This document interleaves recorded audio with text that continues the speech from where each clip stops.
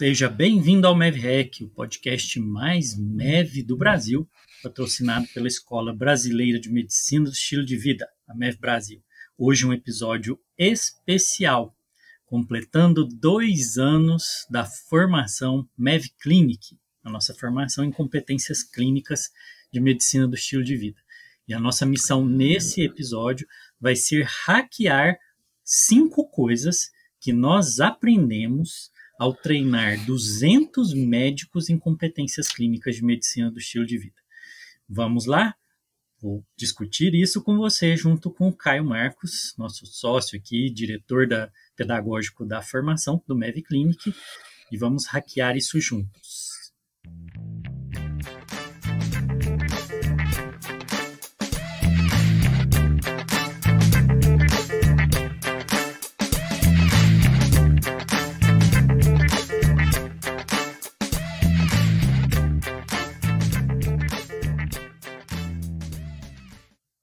Caio, seja bem-vindo ao MEVREC. Prazer estar aqui novamente. Hoje a gente vai ter bastante conteúdo prático aí, né? Lições que a gente pode aprender e levar para a nossa prática, acelerar o nosso crescimento, o desenvolvimento da nossa prática clínica. E nada melhor do que a gente fazer pesquisa observacional, né? Ver ali o que é que tem acontecido com a jornada de outros colegas, né? Essa é a essência da sabedoria, né? Aprender com a jornada dos outros. E hoje a gente vai poder praticar um pouco disso aqui, olhando para trás aí nesses 2 anos de aprendizado e de jornada que a gente tem feito com vários colegas aí de diversas especialidades médicas. Caio, então a gente está completando 5 anos de escola, 2 anos dessa formação, e a gente aprendeu algumas coisas. A gente selecionou 5 aqui, né? Nós vamos olhar para essa experiência e a gente vai trazer para todo mundo os insights. Vamos começar então. Acho que a primeira coisa que a gente aprendeu nesses 2 anos da formação, que na medicina do estilo de vida, que faz diferença, o que é o centro dela, é a ciência da mudança. É isso, Caio? Exato. Essa é uma coisa que não é muito óbvia, né? Até olhando para a minha história, né? Eu acredito que alguns colegas que estão aí desde o começo do movimento vão se identificar com isso, né? Se a gente pegar lá as primeiras definições, ou até olhar mesmo como foi o nosso processo de contato com o movimento da medicina do estilo de vida, geralmente a nossa perspectiva ela vem muito mais associada aos pilares do estilo de vida, né? Aos elementos ali que deram o próprio nome, né? Ao movimento, a abordagem, que, enfim, a alimentação, o sono, o movimento, o controle de gerenciamento do estresse, o controle de tóxicos, e à medida que a gente foi caminhando, principalmente no processo educativo, né, de treinar as pessoas, a gente foi percebendo que, ok, ter esse conhecimento é importante, porque senão a gente não vai saber, né, como avaliar e como direcionar o paciente ali nas intervenções. Porém, mesmo que a gente tenha um profundo domínio de conhecimento dentro dos pilares da medicina do estilo de vida, se a gente não possui, se a gente não tem desenvolvido as técnicas de mudança de comportamento, a gente não consegue tornar com que essas intervenções sejam eficazes. E aqui está o gargalo real da prática clínica, né? Inclusive, eu colocaria que, assim, pensando até em outras especialidades médicas, né, da nutrologia, a medicina do esporte, a medicina do sono, que já também trabalham com os pilares, e pensando em qual seria o diferencial da abordagem da MEV, fica ainda mais evidente de que não são os pilares necessariamente que diferenciam a abordagem da medicina do estilo de vida dessas outras especialidades e abordagens de saúde, mas sim o desenvolvimento, né, a aplicação dessas técnicas de mudança para fazer com que essas mudanças sejam eficazes. E aqui está o grande ponto, o grande desafio da nossa prática, né? Já que hoje todo o guideline lá de doenças crônicas, quando a gente vai lá para as primeiras linhas, a gente vai ter lá mudanças do estilo de vida. Porém, os colegas já vêm sabendo dessa importância, mas sem conseguir ter uma alta eficácia, sem conseguir ter um senso de competência na intervenção de maneira eficaz e sustentável com os pacientes. Caio, você me fez lembrar aqui, né, quando você começou a história, a gente conhece por esse lado, eu vou dizer até lúdico, né, o dos pilares, né, Isso é uma forma lúdica da gente trazer o conhecimento e organizar os comportamentos ali que são os mais importantes para o cuidado de saúde. Mas eu fui lembrando isso, né, que quando lá, assim, quando nasceu a MEV Brasil, quando veio a ideia de criar a escola, lá atrás, eu lembro no primeiro Congresso Brasileiro de Medicina do Estilo de Vida, que eu estava assim, estava dando uma palestra lá sobre tecnoestresse, me veio aqui na memória, e no final da palestra me veio uma frase que eu acho que foi quando eu tive o insight de que os pilares não eram o centro do negócio. É a frase de que a questão toda da medicina do estilo de vida são as escolhas de saúde. O centro é como eu escolho, o que eu escolho viver em cada dimensão dessa. E se é a escolha, se é a decisão, é para onde eu dirijo meu comportamento. Então, se a gente não compreendesse comportamento, se a gente não compreendesse qual é esse processo da pessoa fazer a escolha, fazer a transição de um estado atual, de um modo atual de se comportar, para um outro que alcançasse resultados melhores de saúde, a medicina do estilo de vida ia ficar mais do mesmo. Porque é aquilo que você acabou de dizer. Não existe, superficialmente, se a gente só falar em pilares, necessidade de existir essa abordagem. Se for falar só nos pilares. Não precisa existir medicina do estilo de vida. Porque várias outras especialidades, várias outras abordagens vão falar a mesma coisa. Qual é a questão? A questão é ter um autoconhecimento sobre comportamento e como mudá-lo. Isso que a gente chama de ciência da mudança. Aí eu gosto de dizer sempre, existe um erro grave, um erro raiz para o médico, que é achar que o domínio do comportamento na saúde é no campo da saúde mental. Ele não é. A saúde mental cuida de transtornos mentais. Eu, como psiquiatra, o que eu faço na minha clínica é cuidar de depressão, de ansiedade, dependência química. A gente cuida ali de transtornos mentais. Comportamento é do domínio de todo médico. Infelizmente, a gente não tem essa formação com acento e com essa visão de importância.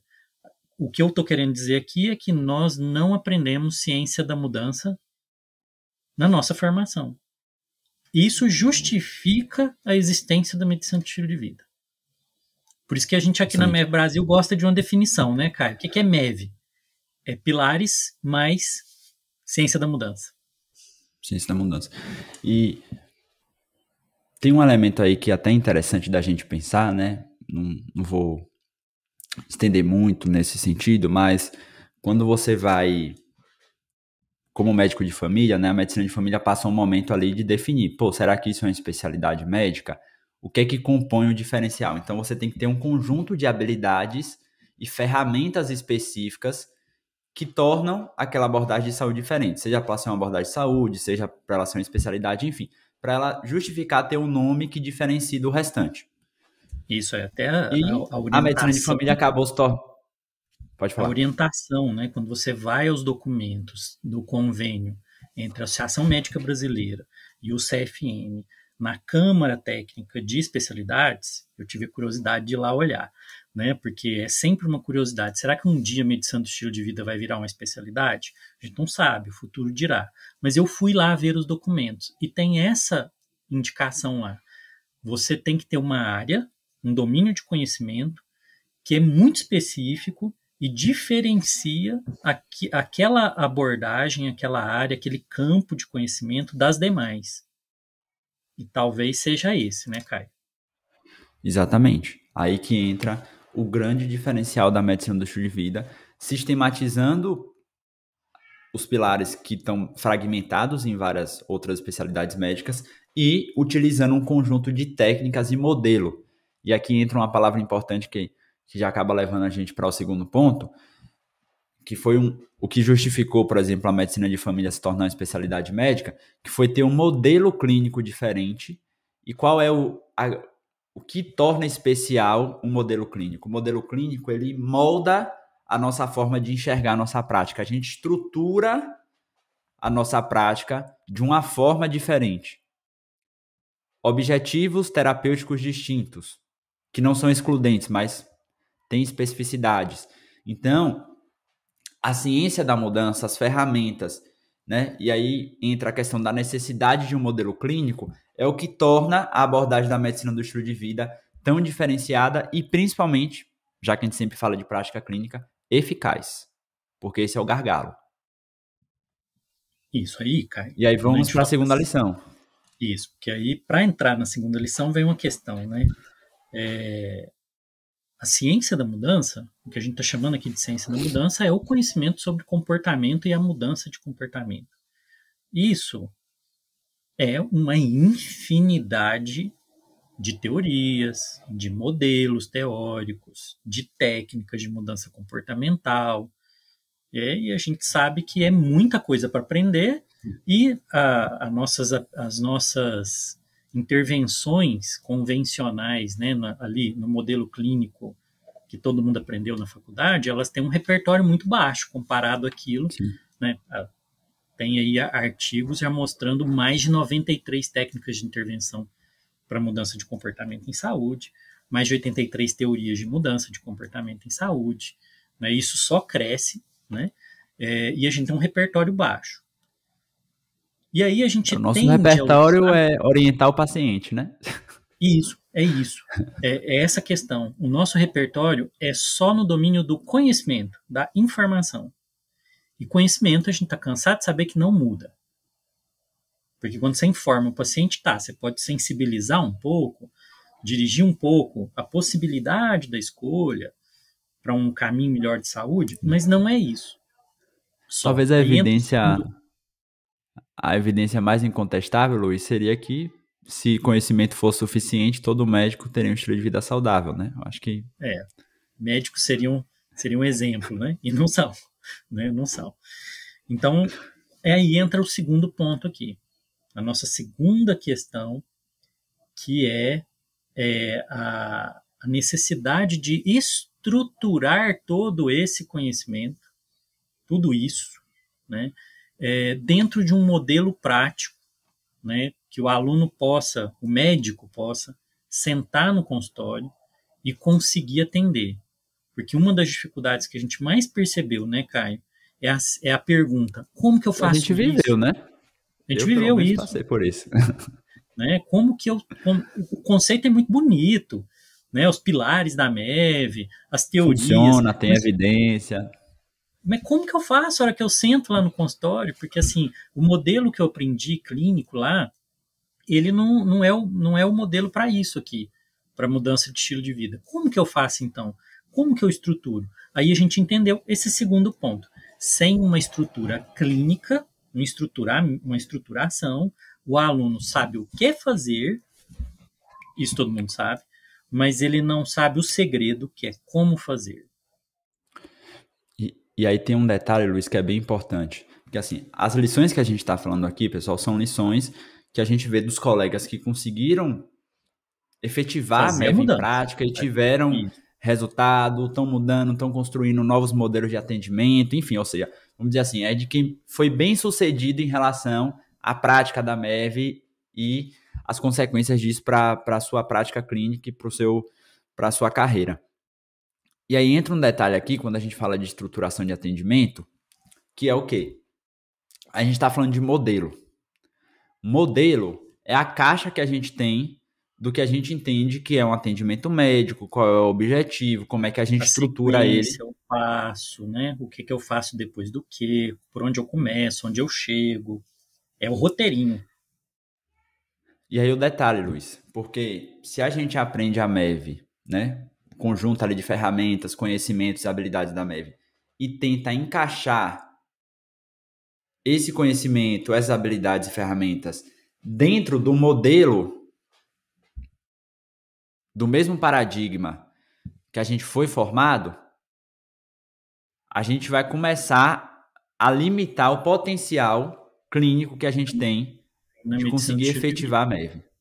Ou seja, você vai conseguir o mesmo resultado porque você está usando o mesmo modelo. Então, se você muda o modelo, muda a estrutura, você não alcança o resultado. Então, para poder alcançar essa estrutura, a gente entendeu que era necessário pegar o ponto central da ciência da mudança e transformar ele, encarnar, vamos dizer assim, instrumentalizar isso através de ferramentas práticas, ferramentas clínicas, que o aluno possa, com duas funções, que ele possa aplicar com o paciente dele e que ele use também para o aprendizado. Vou tentar só dar um exemplo prático, Luiz, que a gente fala essa coisa de modelo e tal, e o pessoal às vezes pensa que é uma incompatibilidade, que obviamente não é, né, com a abordagem diagnóstica, enfim, tradicional que a gente faz. Mas vou tentar pegar um exemplo muito prático. Todo mundo aprendeu durante a formação um modelo de anamnese, queixa principal, HMA, todos os outros passos. Esse modelo, ele surge de um contexto, que era a medicina ali beira-leito. Você sentava do lado do doente, você não sabia nada da história dele, né? Não tinha atenção primária, o cara aparecia no hospital de uma hora para outra lá com a dor e não sei aonde. Você fala, cara, qual é a queixa desse cara? Dor no peito. Tá, e vamos pegar a história. Ou seja, é um modelo que surgiu de um contexto com um objetivo específico. Identificar o problema e buscar qual é o melhor tratamento. Aí eu sempre pergunto para as pessoas assim, e quando o paciente entra na sua sala e fala para ti, pô, doutor, eu vim porque eu quero adoecer menos, eu vim fazer um check-up, vim porque eu quero ter mais saúde. Qual é o problema? Qual é a queixa principal? Eu gosto de brincar com isso também, cara. Eu falo assim que se o paciente chegar para o médico e não tiver queixa, ele vai sair correndo. Porque eu não sei o que eu faço se o paciente não tiver queixa. Se a gente. Isso é uma piada, é claro, né? Porque os nossos livros, os manuais, os métodos de ensino em semiologia, eles estão centrados nisso. Em você entender o que piora a queixa, o que melhora a queixa, quanto tempo a queixa tem. E é tudo em volta da queixa, não em volta da vida da pessoa. E estilo de vida é estilo de vida, é da vida da pessoa. Então, se a gente quer um modelo, né, que envolva também, né, não apenas o tratamento, né, de doenças, que é importante, né, porque tem uma relevância epidemiológica muito grande, mas também a construção de saúde, o florescimento humano, né, como esse objetivo final do cuidado da MEV. Caso você não sabe o que é florescimento, nós temos um episódio aqui sobre isso, você pode ir lá depois e explorar isso mais profundo. A gente precisa ter um outro modelo, a gente precisa ter outras ferramentas, a gente precisa ter uma outra estrutura. E aí entra um ponto importante, né, que é assim, como é que a gente sistematiza e estrutura essa abordagem da medicina do estilo de vida? E uma das coisas mais importantes que a gente aprendeu nesse contexto, né, principalmente na tentativa e erro, foi a necessidade da gente ter ferramentas estruturadas que possam dar uma nova referência para aquele colega que está estruturando o seu atendimento de como fazer esse novo modelo. E isso tanto ajuda o colega a aplicar lá no consultório dele, ajudar o paciente a fazer a avaliação, a identificar o que é importante, quanto ajudou a escola, a MEV Brasil, a criar um método de ensino, né, que tem resultado, que tem alto índice de percepção de que o aluno é competente para fazer isso, né? A gente faz essa pesquisa com frequência, né, Caio, com todos os alunos em todas as turmas, e a gente tem um alto índice de percepção de aumento de competência com os nossos alunos, por conta desse método estruturado, tanto para o ensino quanto para a aplicação. E aí entra, eu gosto de dados, viu, Luiz? Peraí, deixa eu só colocar o dado aqui, porque às vezes quando a gente fala alto índice, né, enfim, não fica tão claro. 93% dos alunos, quando perguntados o quanto vocês se sentem competentes para colocar a MEV em prática ao final da formação, né, de 0 a 10, que é o modelo tradicional de 12 semanas de formação. Dão a nota 8, 9 ou 10. Né? Isso. Eu sempre brinco que quase ninguém dá 10, porque a gente tem sempre uma carga muito autocrítica, né? Então a gente sempre acha que está faltando uma coisa a mais, normal, é o viés de pesquisa. Mas isso demonstra para a gente que estruturação e metodologia é fundamental para atingir desenvolvimento de habilidades, né? Eu estava só pegando aqui, Luiz, porque eu gosto de tangibilizar, né? Para quem está talvez vendo pelo YouTube, vai poder ver aqui que a gente envia essas ferramentas, né, para os colegas. Enfim, a gente tem uma ferramenta aí para cada um dos pilares. E qual é o objetivo? Depois de muito tempo praticando isso, você internaliza, né? Assim como você internaliza, por exemplo, um modelo de você estruturar o seu prontuário clínico, por exemplo, de Vamos queixa lembrar lá, principal, HMA. faz uma viagem lá quando você estava na graduação. Você lembra que para fazer exame neurológico, o exame dos pares cranianos, como que você ia avaliar o exame neurológico, você às vezes fazia um cartãozinho assim, vinha uma lista do que você tinha que fazer, né? E você seguia aquilo no começo Isso. até aprender. Quando você estudou lá na graduação, psiquiatria, tinha a listinha do exame do estado mental, e assim para tudo, né? Para anamnese, para exame físico do paciente. Hoje você não usa isso mais, porque você já usou tanto que você incorporou. O nosso objetivo é fazer isso com as ferramentas, que você incorpore na sua prática e fazer assim, como a gente gosta de brincar, a nível medular, a avaliação do estilo de vida. Né? Não precisa nem do córtex mais. E aí vai entrando no ponto 3, né, que foi a terceira lição aqui que a gente percebeu, que foi o quê?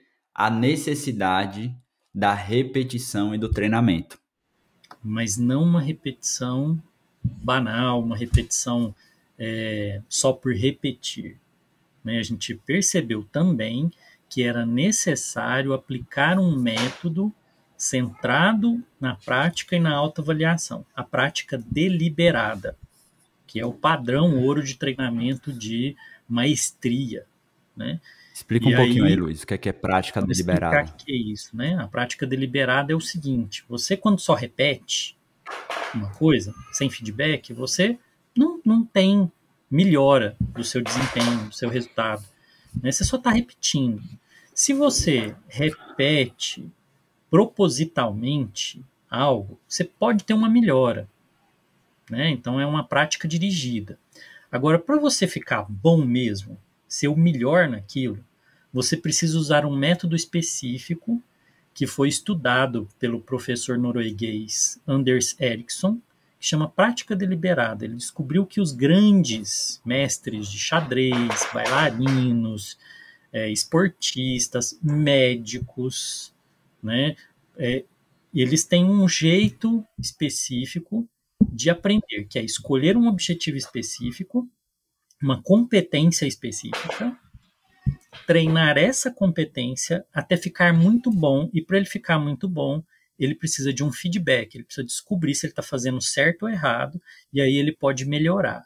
Isso que é chamado de prática deliberada. O Anders Ericsson, ele mostra que médicos, né, à medida em que passa o tempo de formado, eles pioram a qualidade das suas habilidades clínicas, mesmo que eles façam atualização em congresso e tal. Por quê? Porque isso é prática inocente. Sem uma prática deliberada, você não tem melhora do desempenho.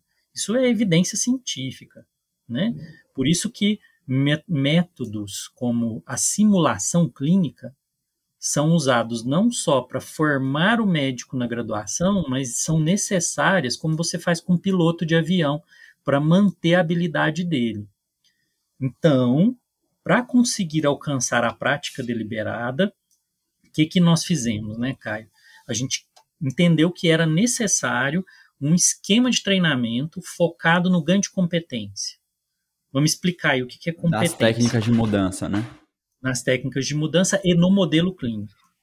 Porque é um outro modelo que você tem que aprender, como a gente falou no ponto 2, e para incorporar esse modelo precisa de um treinamento muito específico, porque senão você fica só na teoria. Igual você vai lá, faz uma pós-graduação, senta lá, fica 2 anos tendo aula, e você sai de lá com que mudança? Um monte de conhecimento. Mas você dá conta de aplicar? Competência, gente, é mais do que conhecimento. É chá. Conhecimento, habilidade e atitude.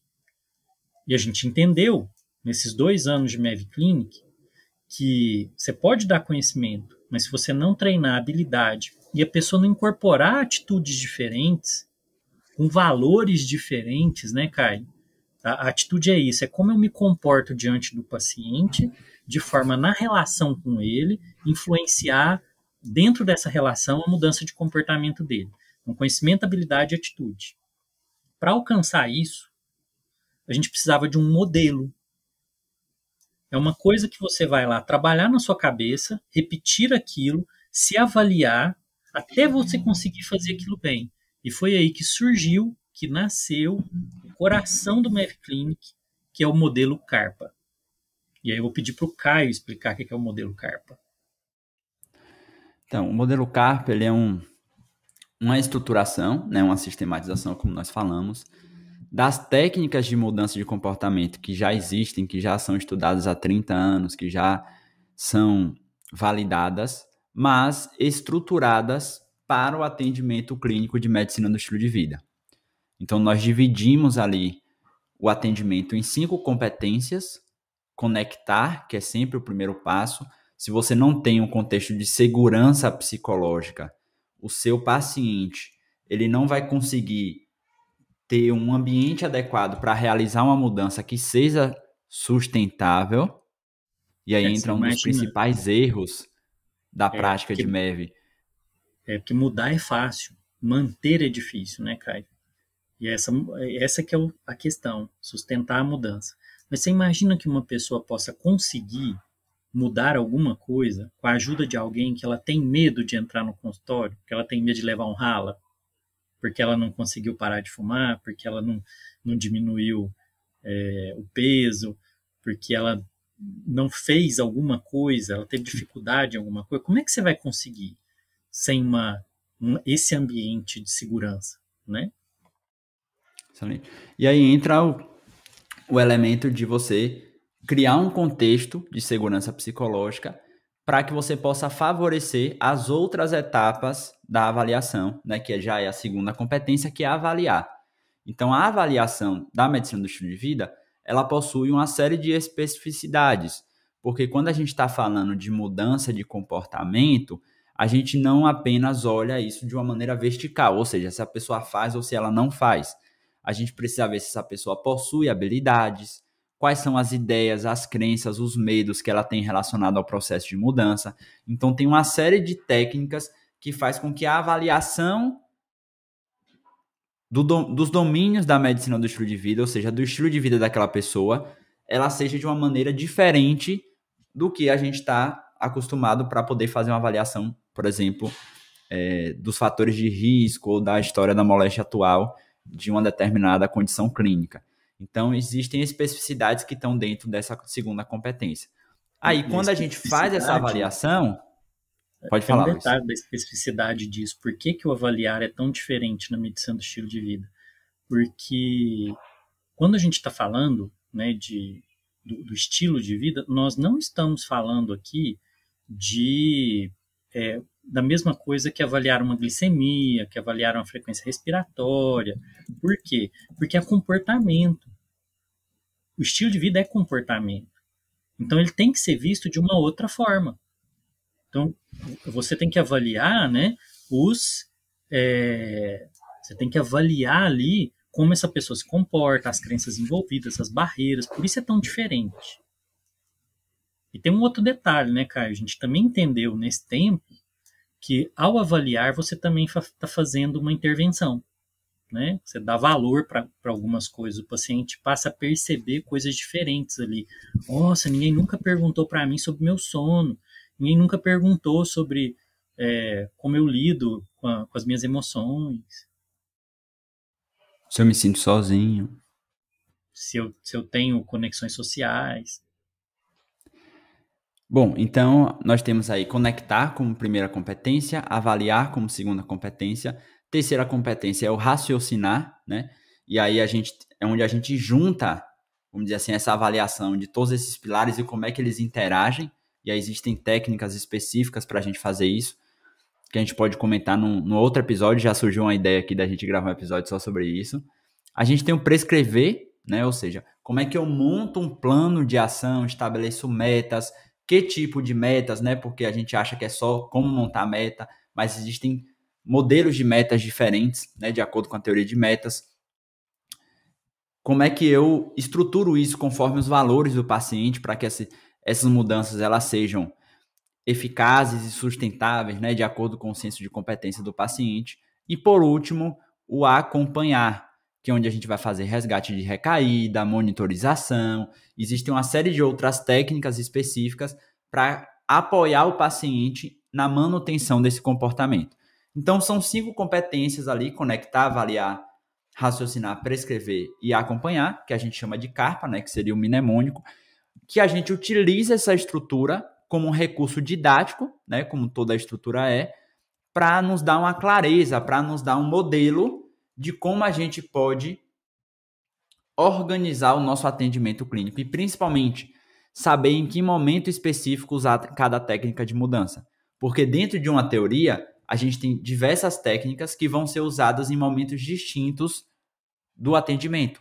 Quando a gente está falando de 82 teorias de mudança, como a gente junta tudo isso é uma das coisas mais complexas que existe. Então, o esforço que a gente fez foi nesse sentido: organizar em 5 etapas do atendimento quais técnicas utilizar em cada momento de consulta, e isso tem um objetivo de acelerar o seu aprendizado e te dar uma clareza, uma segurança, né? Porque se a gente não tem estrutura, a gente tem menos segurança de como aplicar isso. Então, essa é a terceira lição, né? Você precisa treinar essas técnicas. E aí tem um ponto fundamental, né? Que, obviamente, a gente precisa ter um processo de como aplicar, ter feedback, como o Luiz falou, ter um modelo que me dê uma clareza de como eu devo fazer aquilo. E é justamente isso que a gente faz dentro das mentorias clínicas, né? Que é o nosso espaço de treinamento dessas técnicas de mudança, usando recursos pedagógicos validados de simulação de atendimento, discussão estruturada de caso, enfim, modelos comprovados para o treinamento de habilidades que a gente utiliza para que você saia da formação com uma capacidade clínica de conseguir efetivar isso. E para isso é necessário treinamento. Não adianta você ter o conceito, não adianta você ter a ferramenta, se você não treinar, você não consegue desenvolver essa habilidade, assim como você não aprende a operar, você não aprende a entubar um paciente apenas lendo o livro sobre anatomia, ok? E aí, Caio, quando a gente fala Quarta disso, lição. isso, quando a gente aprendeu, né? Quando a gente treinou bem, né? Você adquiriu essa capacidade, adquiriu competência, aí vem um efeito, que é o quarto aqui que a gente aprendeu, a quarta lição, que é ao você se tornar competente, ganhar senso de autoeficácia, de que você é capaz, você tem uma mudança de propósito na profissão. Você enxerga novamente propósito naquilo que você faz, porque você consegue ver que tem resultado na vida do seu paciente. Tem uma coisa aí, Luiz, que não é muito óbvio, ou pelo menos não era óbvio para mim, né, no início, que é o quê? Quando a gente fala da medicina do estilo de vida, quando a gente apresenta, quando a gente mostra as evidências, a gente sempre mostra a consequência da gente aplicar isso na vida do paciente, como isso vai remitir doenças, prevenir adoecimento, como isso vai trazer qualidade de vida para o paciente. O que não era óbvio é o impacto que o profissional de saúde que trabalha com essa abordagem tem na sua própria saúde. E não apenas do ponto de vista físico, ou seja, não é apenas... A gente não está falando aqui em relação ao profissional mudar a alimentação, parar de fumar e aplicar os pilares. Não é isso que a gente está falando. A gente está falando o seguinte: eu ouvi, posso dizer com segurança, algumas dezenas de vezes, né, porque a gente entrevista todos os alunos antes de entrarem na formação, né, a gente tem um processo seletivo para a gente garantir, né, que as pessoas estão alinhadas ali com o objetivo da formação, as pessoas que entram. E eu ouvi dezenas de vezes de colegas extremamente bem-sucedidos, ou seja, com formações sólidas, colegas que fizeram fellow, doutorado, colegas que têm muito conhecimento, inquestionável. Eu ouvi frases como, por exemplo, caramba, parece que eu dediquei 10 anos da minha vida para ficar enxugando gelo.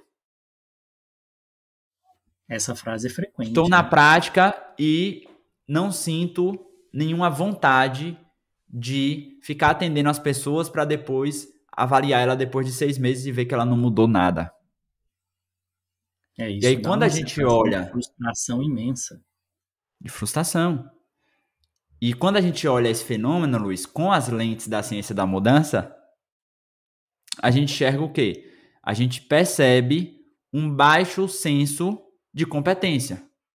Ou seja, quando você tenta realizar algo e você não consegue ver o resultado disso, o resultado positivo disso, é inevitável que venha sobre você sentimento de frustração, sentimento de que você não é eficaz. E lembrando que o senso de competência, no desenvolvimento da teoria da autodeterminação, que é a teoria que estuda a motivação humana, né? E o senso de competência é um desses 3 pilares, eles perceberam ao longo dos estudos que não apenas era um fator que impactava a motivação humana, mas é também o que eles chamam de uma necessidade básica universal. Ou seja, enquanto seres humanos, nós temos uma necessidade de nos sentir competente em algo. Ter aquele campo que a gente fala, cara, eu sou bom nisso. No que na psicologia positiva, né, lá no modelo PERMA, o A no final é sobre isso, é sobre o alcançar, sobre o conquistar, achievement. Né, isso é relacionado ao florescimento, que aliás o modelo PERMA do Seligman, ele fala disso, né, para você atingir o florescimento, a felicidade mesmo, tem esse elemento ali, né, você ter emoções positivas, você ter relações sociais, você ter propósito, você ter significado e você ter esse senso de que você atingiu algo. Né? Então, isso é base, né, da motivação, mas também desse senso de felicidade e florescimento. E se você está ali, né, no consultório, nadando, não chegando em lugar nenhum, né, não conseguindo ver que você está mudando a vida do seu paciente, só pode que você desanime mesmo. E aí você adoece.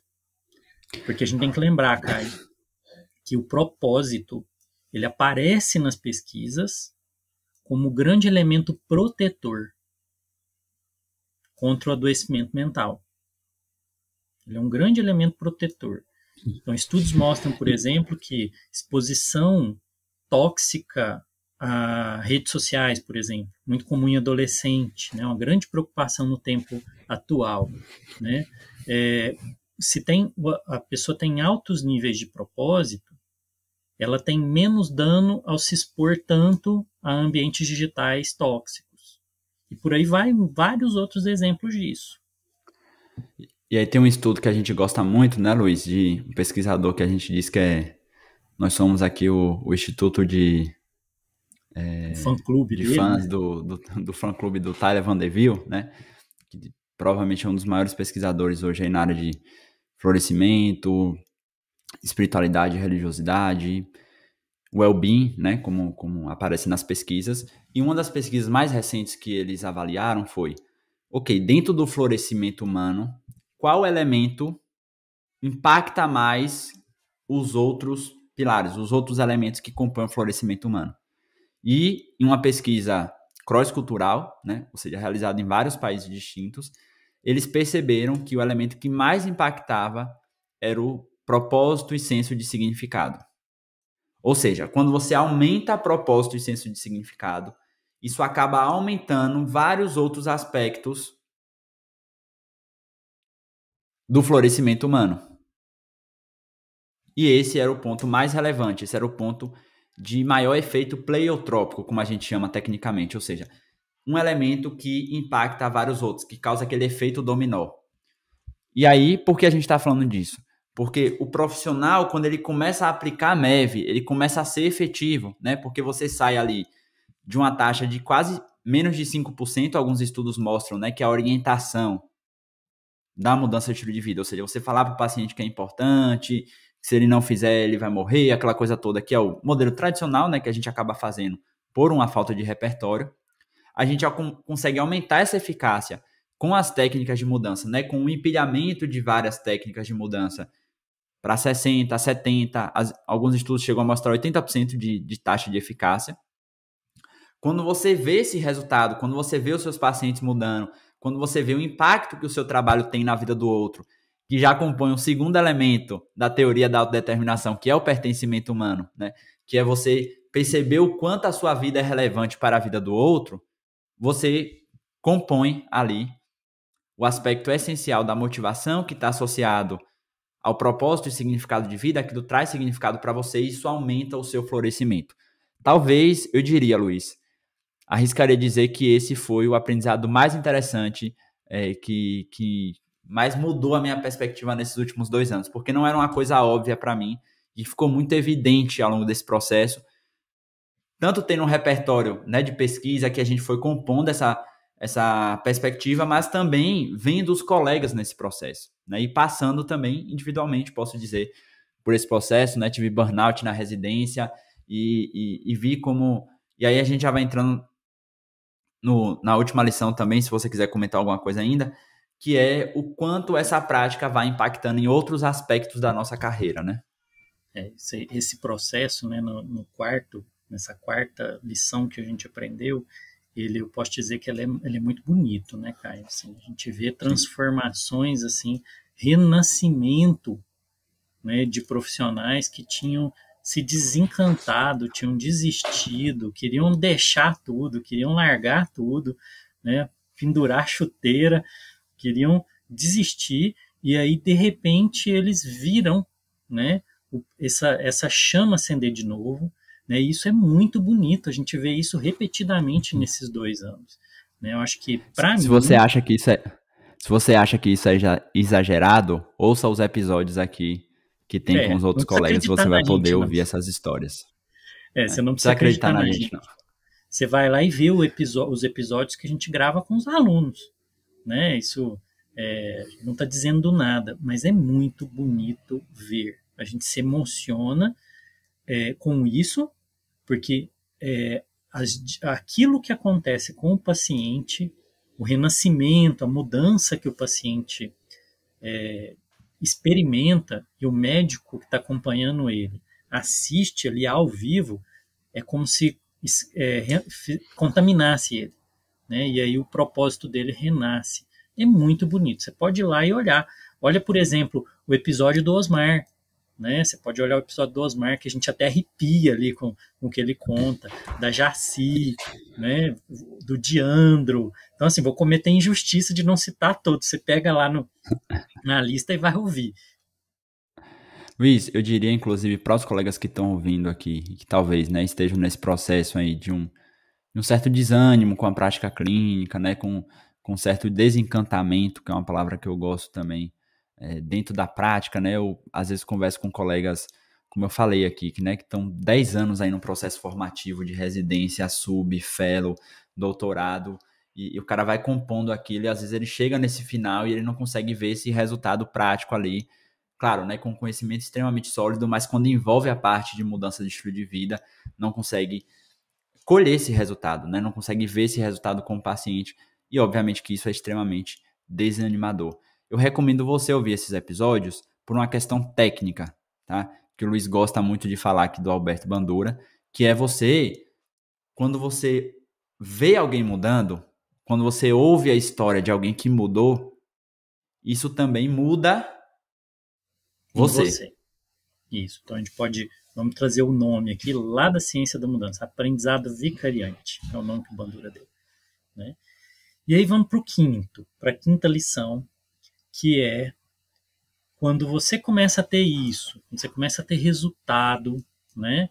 Os alunos começam a aplicar a medição do estilo de vida com competência, alcançar resultado, modificando ou renascendo o seu propósito, também começa a acontecer um outro movimento, que é o movimento no campo do resultado também, que você tem financeiro na sua prática, ali dentro do consultório, porque você está agora com um trabalho diferente.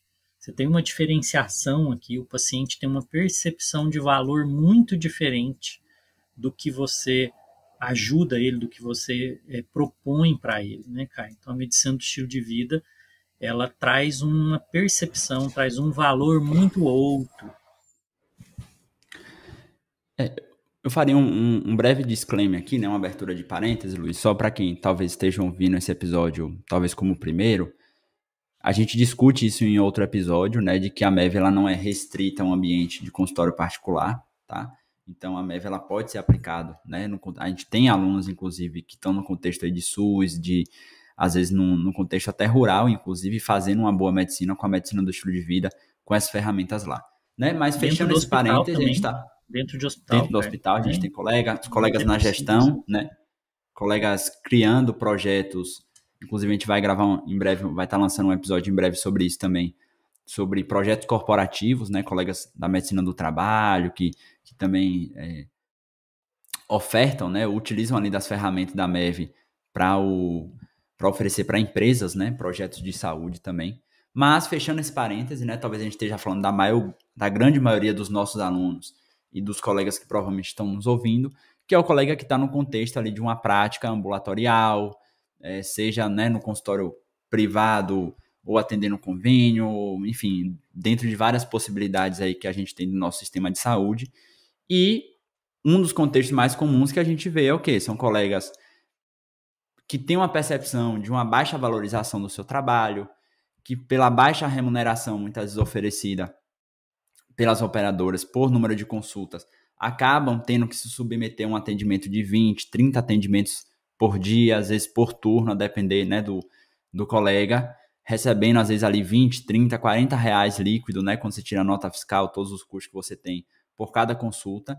E claro, se você faz, né, a gente já discutiu aqui em outras consultas também de intervenções breves, mas se você atende 20 pessoas num turno, se você não consegue muitas vezes ouvir as histórias das pessoas, se você não tem uma sistematização de um processo, se você não vê esse resultado, quando você soma tudo isso, você entra numa espiral negativa, né? Ou seja, você vai tendo um elemento sustentando o outro, e aí a gente tenta compensar isso com o número de atendimentos, enfim, a gente tem um contexto caótico, né?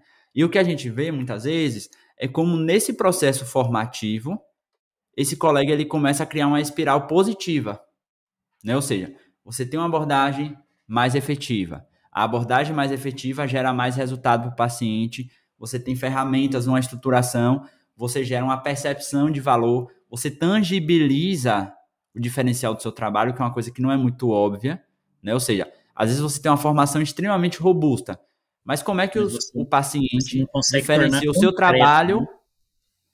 Você não consegue Exato. tornar concreto para o paciente, né? Porque você foi lá, se esforçou, você fez uma ótima residência, você fez pós-graduação, você fez mestrado, fez doutorado, fez fellow, saiu para fora, fez um monte de treinamento, né?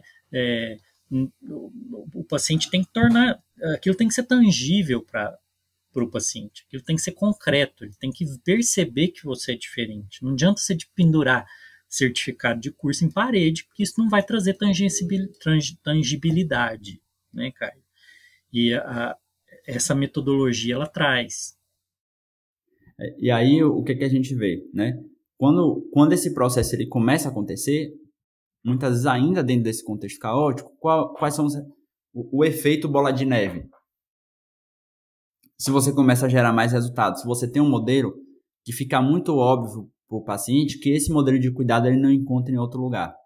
Você abre uma lacuna para você valorizar o seu trabalho. Então é muito comum, a gente tem alguns dados também, vou apresentar para vocês daqui a pouco, dos colegas, né, que precificaram melhor a sua consulta, que começaram a receber mais indicações, porque as indicações elas vêm das pessoas que têm resultado, né? Ninguém vai indicar seu trabalho se passou por você e não teve resultado efetivo, né? Que é a maneira que o paciente tem de tangibilizar mesmo o nosso trabalho, por mais que a gente seja simpático, que atenda num lugar bacana, se a gente não gera resultado, isso não sustenta, né? Então, você começa a criar essa espiral negativa.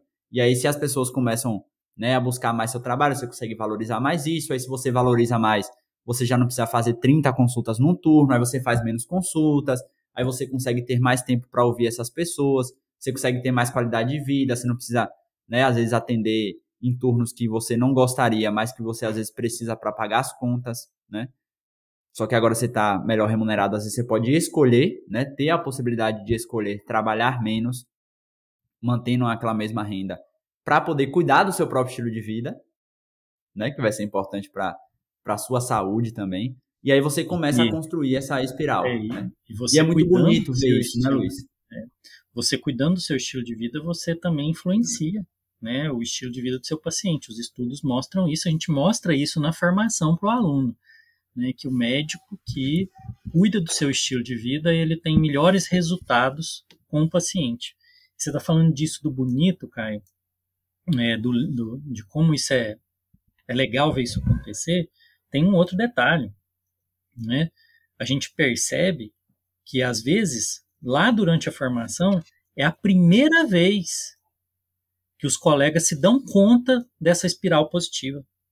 Ele nunca tinha pensado sobre isso. Excelente. E quando a gente olha da perspectiva da ciência da mudança, Luiz, a gente completa aqui a nossa tríade motivacional. A gente falou de senso de competência, que é quando você começa a ter as ferramentas, o modelo, você começa a gerar resultado. Segundo, a gente falou de pertencimento, que é quando você começa a ver a diferença que a sua vida tem para a vida da outra pessoa, porque é através do seu trabalho que você impacta positivamente a vida dos seus pacientes. E quando essa espiral positiva começa a acontecer, a gente tem um terceiro elemento, que é a autonomia. É a possibilidade de você escolher qual modelo de trabalho você deseja, né? O que você acredita. Tem colegas que às vezes vão preferir trabalhar menos, mesmo que tenha uma menor remuneração, mas que é o suficiente para ele. Tem colegas às vezes que vão querer, enfim, né? Mas você tem a possibilidade de você escolher. Você não está numa espiral negativa em que você apenas precisa continuar correndo para que os pratos não caiam. E aí a gente completa os 3 elementos da motivação humana, segundo a teoria da autodeterminação, que é autonomia, senso de competência e pertencimento. A gente vê esse processo acontecendo durante o processo formativo, durante a implementação dessa prática clínica. Só que eu queria sugerir, Luiz, apesar de a gente ter começado com 5... Você vai sugerir aqui. Você quer colocar um plus nesse episódio. Você quer colocar um extra. É isso? Nós estamos na promoção, então. Você paga 5 e leva 6 aqui no MEV-REC. Então tem uma 6ª lição a mais, Caio, lição extra. Qual que é essa? Que é a importância da comunidade. A importância da comunidade. Na verdade, eu acho que isso já era óbvio para você, né? Não era óbvio para mim. Eu percebi isso dentro da MEV Brasil, né? Depois da minha entrada. O quanto... E aí, claro, a ciência da mudança, mais uma vez, ajuda a gente a entender isso, né? O quanto estar em uma comunidade de colegas que compartilham dos mesmos valores, que vivenciaram a jornada que você está visualizando percorrer, de outros colegas que estão no mesmo momento que você e percorrendo os mesmos desafios, sejam desafios clínicos, sejam desafios de carreira, né? Porque a formação de MEV, a aplicação de MEV, ela está dentro de um contexto de vida, né? De um momento, na maior parte dos nossos alunos aqui, muitas vezes, né? Com filhos, família, como é que a gente gerencia tudo isso, né?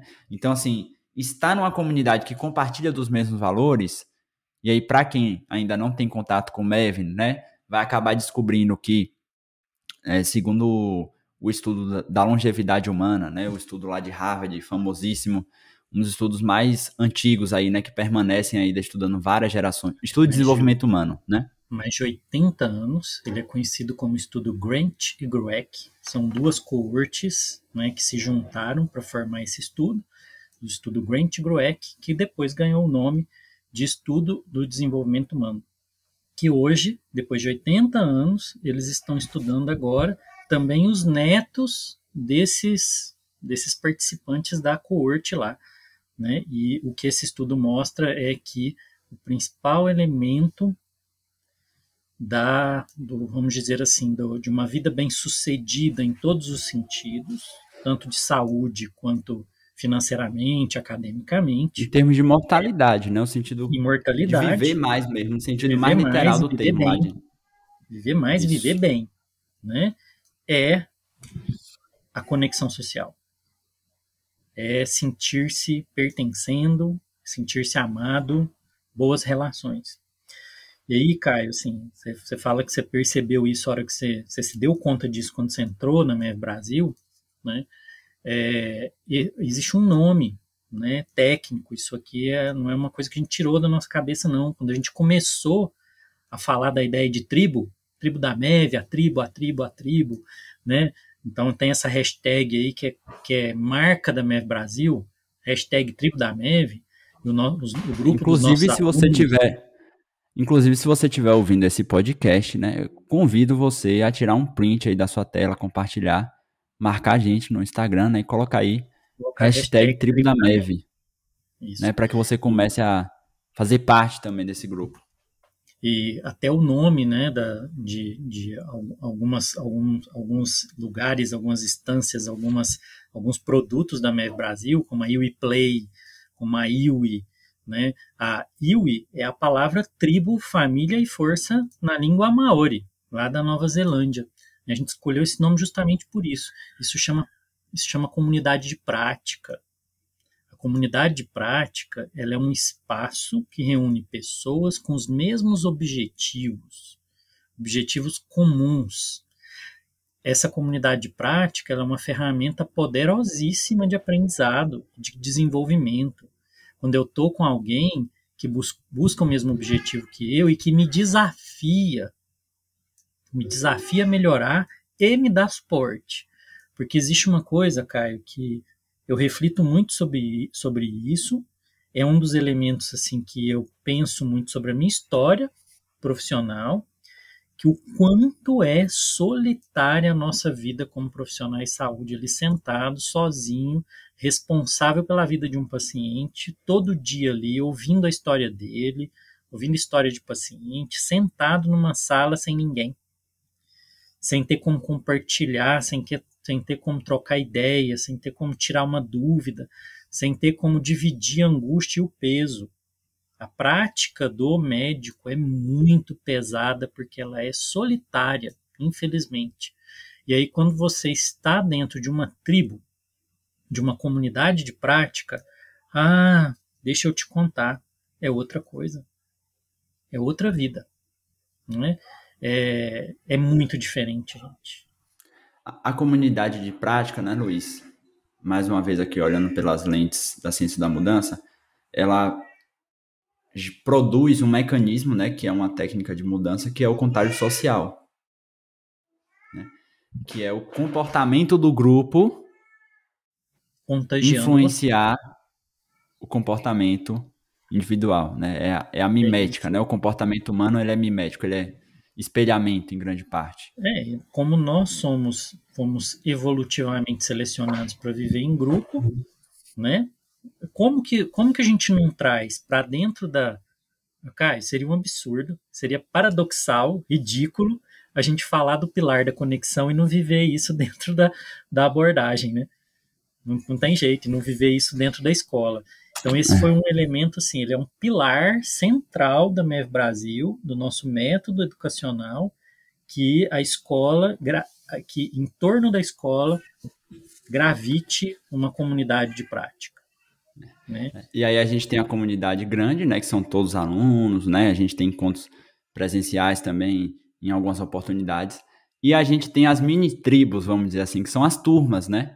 Então, como as turmas elas são reduzidas, né? Todas as turmas de formação, elas têm um limite ali de alunos, a gente forma inicialmente uma comunidade daquela turma. É tanto que tem um pessoal aí que direto posta, né? Turma 1, né? São os nossos pioneiros aí, a Olivia, o Caio Bonadio, tem vários colegas aí que foram da turma 1. Então a gente tem aquele conjunto de pessoas ali que formam uma comunidade mais intensa, participando daquela formação, conhecendo a vida dos colegas, participando das mentorias. E, óbvio, né? Todo mundo está dentro dessa tribo maior, que é a tribo aí que reúne todos os colegas, quem já está... Vamos ser bem rigorosos assim no uso dos termos, né? A gente pode dizer que cada turma do MEV Clinic é um clã, esse é o nome correto, aqueles que têm a mesma ancestralidade, né? Aqueles que nasceram junto ali, e que todos esses clãs se juntam na tribo da MEV, ali na ilha. Então, para usar o termo correto, né? E o que é legal? Essas turmas, elas se mantêm, né, ali discutindo, né? Então elas interagem, né? Elas estão no grupo ali, elas estão compartilhando. Então um colega hora ou outro, nossa, eu tive um problema com um paciente, eu pensei isso aqui, né? Assisti a aula de novo e aí tenho um tido ano dificuldade depois, né? com isso, né? As angústias de nossa prática, que a gente A gente não tem um espaço de segurança psicológica. Eu acho que é a coisa da solidão que você estava colocando, né? Isso, né? Então esse espaço, né, ele acaba trazendo a possibilidade de você ter esse espaço de segurança psicológica para poder compartilhar isso mesmo anos depois, né, durante um ano ali e ou mais, né? Que a primeira turma ela já tem mais de um ano, tá completando 2 e o pessoal continua ali naquele processo. Então isso é muito bonito de ver, né, Caio? Excelente, Luiz. Eu acho que assim, eu acho que esse foi um episódio muito especial mesmo, bastante nostálgico aqui. Foi me vindo várias lembranças, né, do processo de construção disso, das turmas, né, de cada uma com suas especificidades. Eu acho que para a gente resumir aqui, né, nós temos 6 lições ou 5 mais uma, né? 5 mais uma. Vamos Lições lá. aqui para que você seja bem sucedido ou que você possa florescer, usando uma palavra que a gente gosta mais, na sua prática clínica, na sua carreira de MEV, né? Primeiro, centralize, coloque como core da sua abordagem a ciência da mudança. As técnicas de mudança são o verdadeiro gargalo da gente conseguir ser efetivo na nossa prática clínica de mudança. Isso. Então, se você vai dar atenção para aprender alguma coisa, assim, ó, isso aqui é o que eu tenho que colocar mais esforço para aprender. Ciência da mudança. Priorizar. Priorize isso. Segundo, estrutura de atendimento com ferramentas. Estruture seu atendimento, tenha ferramentas que tangibilizem também para você e para o paciente a mudança que você está querendo provocar. Torne a ciência da mudança concreta através de uma estrutura. Terceiro, Caio. A gente não consegue desenvolver a ciência, as técnicas de mudança, melhor dizendo, se a gente não tiver um treinamento prático. Então, assim, não adianta ficar assistindo mais aula, ficar lendo mais livro, ficar lendo mais artigos, se você não colocar a mão na massa, se você não tiver um modelo ali, né, que mostre o que você precisa desenvolver, que você possa estar tendo esse feedback o tempo todo. Eu tô assim, preciso melhorar isso. Aí eu vou lá e treino especificamente isso. Aí depois eu olho, pô, isso aqui eu tô melhor. Agora eu vou melhorar esse outro ponto.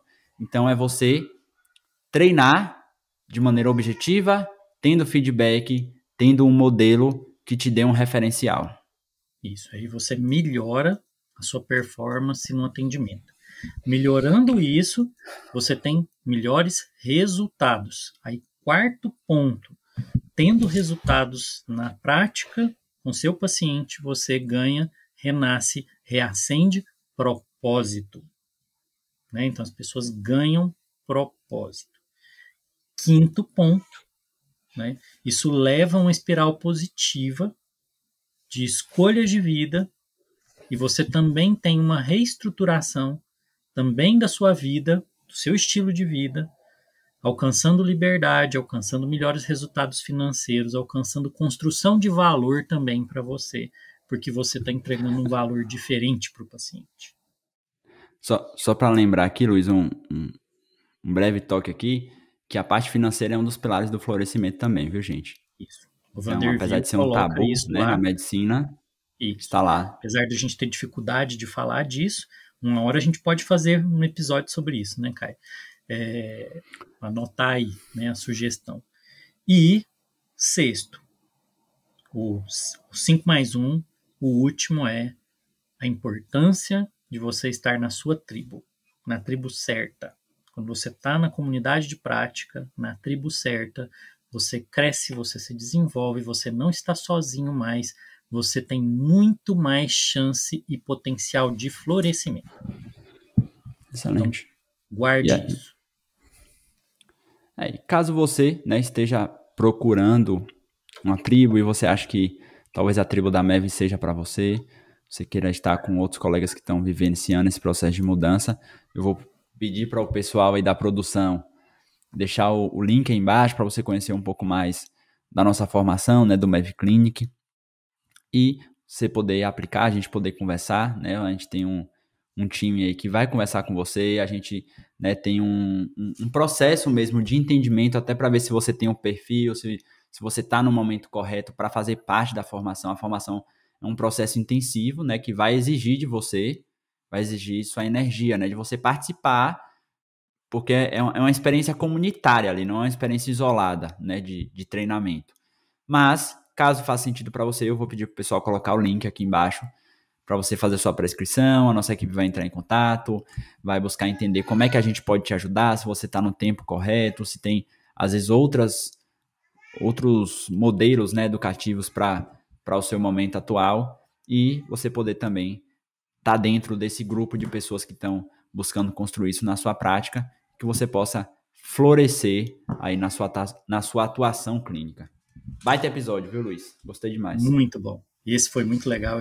Eu tenho certeza que você que está ouvindo a gente aí concorda com a gente, né? Então, eu espero que você faça parte dessa tribo, se você não é ainda, a tribo da MEV. E esse foi um excepcional e especial episódio comemorando 2 anos de MEV Clínica, nossa formação em competências clínicas de medicina do estilo de vida, com 5+1 lições que a gente tirou aí nesses 2 anos. Então, esse foi o episódio do MEV Hack. Até o próximo.